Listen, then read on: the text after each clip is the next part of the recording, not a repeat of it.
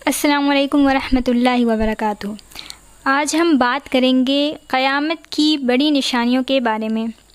حضرت حذیفہ بن اسید رضی اللہ عنہ فرماتے ہیں، ہم بات چیت کر رہے تھے کہ حضور صلی اللہ علیہ وسلم نے جھانک کر دیکھا اور فرمایا، کیا بات کر رہے ہو؟ صحابہ نے عرض کیا کہ قیامت کا ذکر کر رہے ہیں۔ تو آپ صلی اللہ علیہ وسلم نے فرمایا، قیامت اس وقت تک نہیں آئے گی جب تک تم یہ 10 نشانیاں نہ دیکھ لو۔ یہ فرما کر حضور صلی اللہ علیہ وسلم نے دھواں، دجال، دابۃ الارض، آفتاب کا مغرب سے طلوع ہونا، حضرت عیسیٰ علیہ السلام کا اترنا اور یاجوج ماجوج کا بیان کیا، اور 3 جگہوں پر زمین کے دھس جانے کا ذکر کیا، ایک مشرق میں، ایک مغرب میں اور ایک جزیرہ عرب میں، اور سب سے آخر میں اس آگ کا ذکر کیا جو یمن سے برآمد ہوگی اور سب لوگوں کو میدان محشر میں اکٹھا کرے گی۔ یاد رہے کہ یہ نشانیاں اس ترتیب میں ظاہر نہیں ہوں گی جس ترتیب میں اس حدیث میں بیان ہوئی ہیں، اور یہ ساری کی ساری نشانیاں بڑی نشانیاں ہیں۔ اب ہم ان سب کو تفصیل سے ایک ایک کر کے دیکھیں گے، لیکن ان سب کو جاننے سے پہلے ہمیں امام مہدی کے بارے میں جاننا ضروری ہے۔ امام مہدی قیامت کی چھوٹی نشانیوں میں سے سب سے آخری نشانی ہے۔ امام مہدی کون ہے؟ ایک حدیث سے پتہ چلتا ہے کہ محمد صلی اللہ علیہ وسلم نے فرمایا، امام مہدی حضرت فاطمہ اور علی کی نسل سے ہوں گے، یہ میری امت کے آخری دور میں پیدا ہوں گے، ان کا نام میرے نام پر ہوگا، ان کے باپ کا نام میرے باپ کے نام پر ہوگا، یعنی محمد بن عبداللہ یا احمد بن عبداللہ۔ یہ ساری امت کے پیشوا، حاکم اور خلیفہ ہوں گے۔ یہ اس وقت پیدا ہوں گے جب دنیا میں فساد، ظلم بہت بڑھ جائے گا اور امت کے آخری دور میں آئیں گے۔ یاد رہے کہ یہ قیامت کی چھوٹی نشانیوں میں سے ہے۔ اب ہم بات کریں گے قیامت کی بڑی نشانیوں کے بارے میں۔ تو قیامت کی سب سے بڑی نشانیوں میں پہلی نشانی ہے دجال کا آنا۔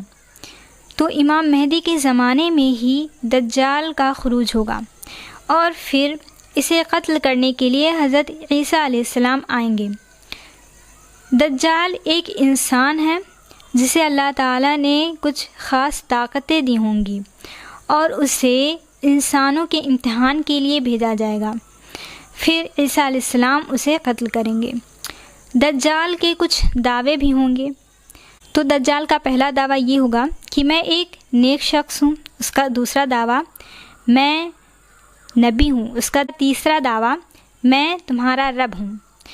تو ایک حدیث سے پتہ چلتا ہے، صحیح بخاری کی حدیث ہے کہ محمد صلی اللہ علیہ وسلم نے فرمایا، بے شک دجال کانا ہے، کانا ہوگا، اور تمہارا رب کانا نہیں ہے۔ مطلب کہ وہ یہ دعویٰ کرے گا کہ وہ میرا رب ہے، وہ تمہارا رب ہے، لیکن تمہیں یہ دیکھ کر پتہ چل جائے گا کہ وہ کانا ہے اور میرا رب کانا نہیں ہے، اس لیے یہ رب نہیں ہو سکتا۔ پھر عیسیٰ علیہ السلام کا اترنا۔ عیسیٰ علیہ السلام آئیں گے اور پھر وہ دجال کو قتل کریں گے۔ عیسیٰ علیہ السلام کے زمانے میں ہی یاجوج ماجوج کا خروج ہوگا۔ یاجوج ماجوج ایک قوم ہوگی۔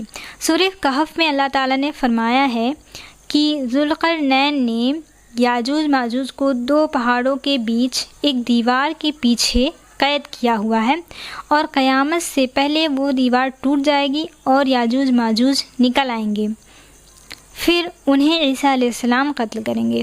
پھر اگلی نشانی ہے 3 جگہوں پر زمین کا دھس جانا، ایک مشرق میں، ایک مغرب میں اور ایک جزیرہ عرب میں، یعنی ایک ایسٹ میں، ایک ویسٹ میں اور ایک عرب میں۔ پھر اس کے بعد اگلی نشانی ہے دخان، یعنی کہ دھواں۔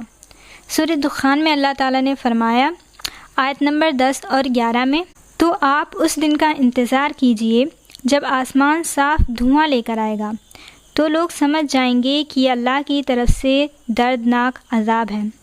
اس کے بعد کی نشانی ہے دابۃ الارض، یعنی کہ زمینی جانور۔